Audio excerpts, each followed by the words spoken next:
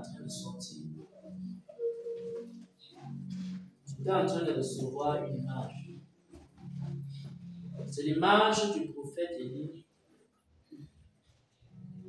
devant les prophètes de Baal. Cette image se trouve dans 1 Roi, chapitre 18. Vous pouvez voir à partir du verset 23 que nous allons lire. C'est une image vraiment très importante pour chaque personne qui veut voir la main de Dieu dans sa vie. Parce que chacun de nous aura un jour où il va crier à Dieu. Je vous dis la vérité. Faites attention. Dieu renvoie à chaque personne à la figure ce que nous faisons. Tout ce que nous faisons, Dieu va nous renvoyer cela à la figure. Que ce soit le bien, que ce soit le mal. Un jour, chacun de nous va crier à Dieu. Si ce n'est pas sur la terre, c'est lorsqu'il va quitter ce monde. Il va crier à Dieu. J'aimerais qu'on lise 1 Roi 18 à partir du verset 23. Quand tu vas crier à Dieu, qu'est-ce que Dieu va faire?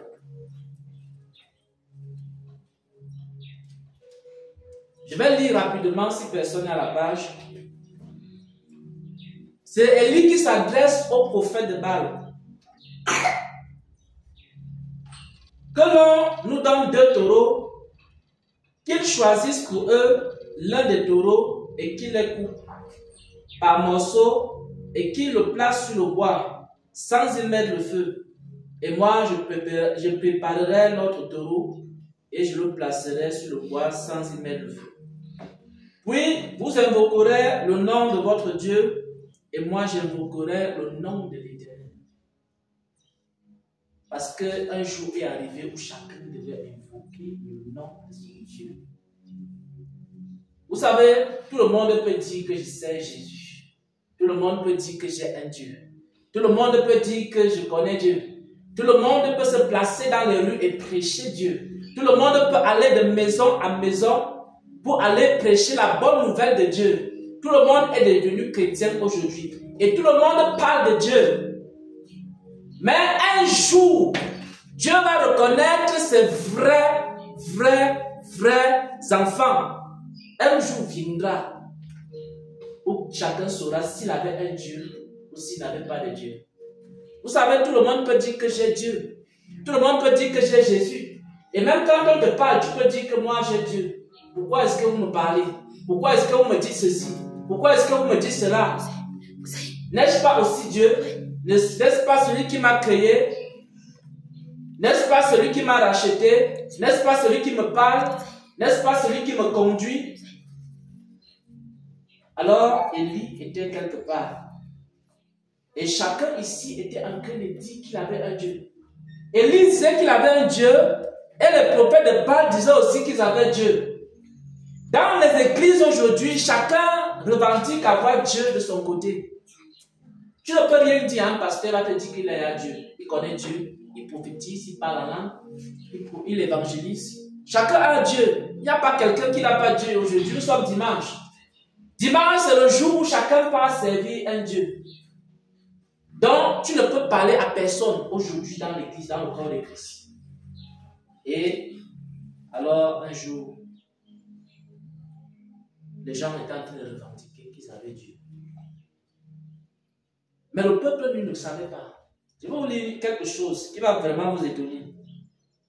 Alors, Élie s'approcha au verset 21. Alors, Élie s'approcha de tout le peuple et dit, jusqu'à quand vous allez clocher des 2 côtés? Parce qu'il ne savait pas quel était le vrai côté. Le côté, c'était... Parce que le peuple est ignorant, il ne connaît pas. Tout le monde se présente. Je suis serviteur de Dieu. Les gens connaissent. Le serviteur de Dieu, c'est quoi? C'est une question de taille, c'est une question de poids, c'est une question de nombre de sons, de visions, c'est une question de nombre de miracles. Si c'est pour les miracles, les gens vont vous produire ça en quantité industrielle. Si c'est une question de prophétie, on va vous produire les prophéties. Si c'est une question de vision, de son, de ravissement en esprit, on va vous produire ça en grande quantité. Parce que le diable a même déjà créé un faux ciel. Et il fait visiter aussi ses serviteurs le faux ciel. Donc si quelqu'un dit j'ai visité le ciel, il faut se poser la question de savoir quel est le ciel qu'il a visité. Est-ce que c'est le vrai ciel de Dieu ou c'est le faux ciel du diable? Comment est-ce qu'on va savoir où Dieu se trouve? C'est trop compliqué. C'est pour ça qu'il est écrit au verset 21. Alors Élie s'approcha de tout le peuple et dit au peuple, jusqu'à quand vous allez clocher des deux côtés? Le peuple clochait. Parce qu'il ne pouvait pas savoir où Dieu se trouvait. Je vous dis la vérité, le peuple va savoir comment.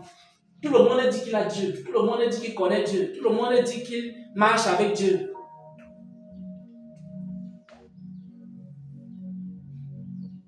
Alors, il y a eu un moment où chacun devait invoquer son Dieu. Élie dit au prophète de Baal au verset 25, choisissez pour vous l'un des taureaux, préparez-le les premiers car vous êtes plus nombreux, invoquez le nom de votre Dieu et ne mettez pas le feu. Ils prirent le taureau qu'on leur donna et le préparèrent. Ils invoquèrent le nom de Baal parce que pour eux Baal était Dieu. Depuis le matin jusqu'à midi en disant Baal, réponds-nous. Nous avons les problèmes ici, nous sommes face à Élie. On veut que tu nous dises et on veut que tu te manifestes. Mais la Bible dit ceci, il y eut un silence. Jesus. Il n'y eut ni voix ni réponse. Et ils sautaient devant l'autel qu'ils avaient fait. Ils ont dit bon, comme on n'a pas répondu, il y a le silence, on va un peu sauter devant l'autel. Parce qu'il y a des gens qui font trop de bruit ici dans les églises. Parce que quand ils voient qu'il n'y a pas de manifestation, alors ils vont essayer de sauter un peu devant l'autel. Quand ils voient que les gens ne tombent pas, ils vont essayer de pousser un peu les gens. Il faut un peu sauter devant l'autel, il faut faire des bruits, il faut prêcher un peu plus fort. Peut-être si tu prêches fort comme ça en faisant de gros gestes, en disant oh je suis homme de Dieu, j'ai l'onction, oh je prophétise, oh je vois ta vie. Donc les gens ont commencé à se dire que peut-être en faisant un peu des grimaces, en sautant un peu, en faisant trop de gymnastique, peut-être à ce moment-là, il peut avoir une réponse. À midi, rien ne se passait. Élie commença à se moquer d'eux. Il dit, criez à haute voix, puisqu'il est Dieu. Il pense certainement à quelque chose. Ou alors il est occupé. Peut-être qu'il a voyagé. Ou alors il dort et il va se réveiller. Donc si vous criez comme ça, c'est sûr que Dieu, votre Dieu là, il va se réveiller. Et vous allez voir aujourd'hui, quand on dit église de réveil, c'est les tam-tams, c'est les tambours.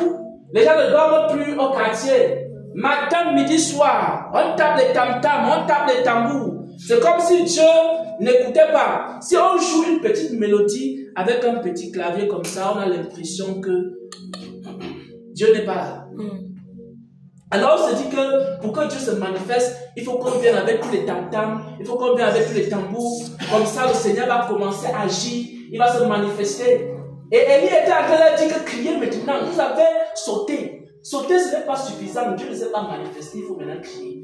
Ils ont commencé à crier. Et aujourd'hui, de plus en plus, les gens crient. Ils crient dans les rues. Repentez-vous alors qu'ils vivent dans le péché. De plus en plus, les gens crient aujourd'hui, ils crient à gauche, à droite. Chacun a son cri. Mais Dieu ne se manifeste pas toujours. Alors, lorsque midi fut passé, il prophétisait jusqu'au moment de la présentation de l'offrande. Vous savez, quand on a fini de crier, maintenant il faut qu'on prophétise. Et s'il n'y a pas de prophéties, on va fabriquer la prophétie. Même les prophéties, la chair. Ainsi par l'Éternel, je vois le corbeau, je vois l'oiseau, je vois ceci, je vois cela, avec les fautes d'orthographe, fautes de conjugaison, fautes de grammaire, dans les prophéties. Parce que l'homme est en train de réfléchir comment je peux impressionner ces gens. Parce que j'ai sauté, ça n'a pas donné. J'ai crié, ça n'a pas donné. Dieu n'a pas répondu. Ah, maintenant, il faut fabriquer la prophétie, il faut fabriquer la vision. Il faut que la chose, là, ça doit donner à tout prix. Mais la Bible dit qu'il commençait à prophétiser. Même jusque-là, rien ne se passa. Oh. Élie dit alors à tout le peuple, approchez-vous de moi. Tout le peuple s'approcha et Élie rétablit l'autel de l'Éternel qui avait été renversé. Vous savez, on ne peut pas voir Dieu si on ne rétablit pas son autel. On ne peut pas voir Dieu si on ne met pas de l'ordre dans sa vie. Élie a fait quoi? Il a d'abord remis de l'ordre. Beaucoup d'églises aujourd'hui veulent voir de Dieu. Mais ils ne commencent pas par mettre de l'ordre dans leur vie, dans leur église, dans leur assemblée, dans leur famille. Quand nous avons commencé l'assemblée-ci, la première chose qu'on a fait, c'était de mettre de l'ordre. Chaque jour, il y avait des choses que le Seigneur demandait, mettez ça en ordre, prêchez comme ça, chantez comme ça, évangélisez comme ça, habillez-vous comme ça. On a fait quoi? On a rétabli l'autel de Dieu. Si quelqu'un veut que Dieu lui réponde, au jour de la détresse, c'est le moment pour chacun de rétablir dans sa vie l'autel de Dieu.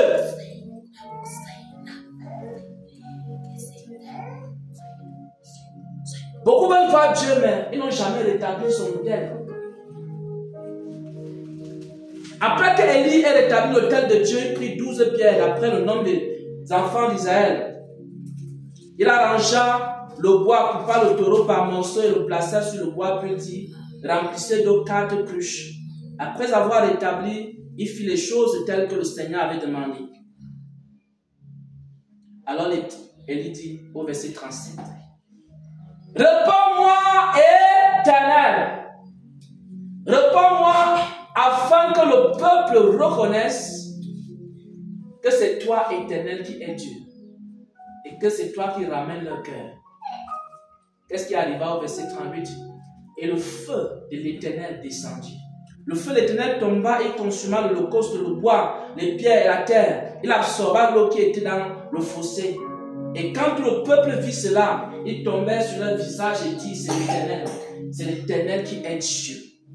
Bien-aimé, chacun de nous, un jour, fera face à une difficulté, à des problèmes. Mais il va crier à Dieu. S'il n'a pas rétabli l'autel de Dieu, s'il n'a pas mis de l'ordre dans sa vie, s'il n'a pas véritablement marché comme Dieu le veut, alors il va crier à un Dieu qui ne va pas lui répondre. Il va sauter, Dieu ne va pas lui répondre. Il va encore faire quoi? Il va crier, Dieu ne va pas lui répondre. Il va prophétiser. Du matin jusqu'au soir, Dieu ne lui dira rien. Dieu sera silencieux.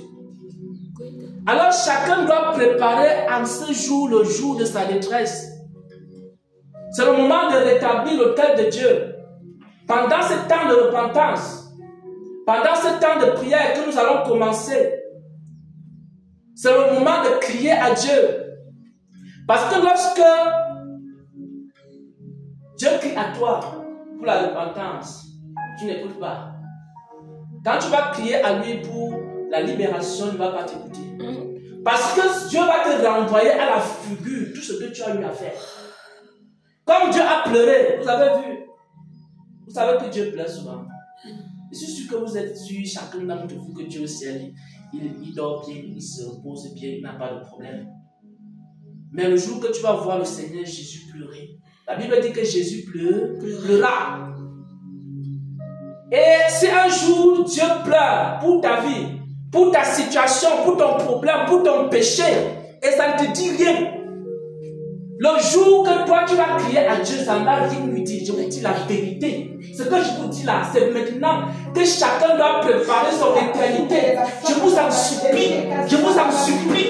Si un jour Dieu pleure pour toi, si un jour Dieu pleure pour toi, s'il te plaît, change. Si un jour Dieu verse une larme pour toi, Dieu verse une seule larme pour toi, change. Parce qu'un jour, tu vas crier à Dieu, il ne va même pas t'écouter. Tu vas sauter, il ne va pas t'écouter. Tu vas danser, tu vas crier, ça ne va rien lui dire. Je dis bien, ça ne va rien lui dire. C'est le moment pour que chacun arrange sa vie. C'est le moment pour que chacun mette de l'ordre dans sa vie. Et c'est ce temps-ci. Ce n'est pas quand tu vas quitter cette terre. Ce n'est pas quand Dieu va te tourner le dos. C'est maintenant. C'est ce matin. C'est à ce moment. C'est maintenant que chacun doit crier à Dieu. Oh, nous allons commencer la prière.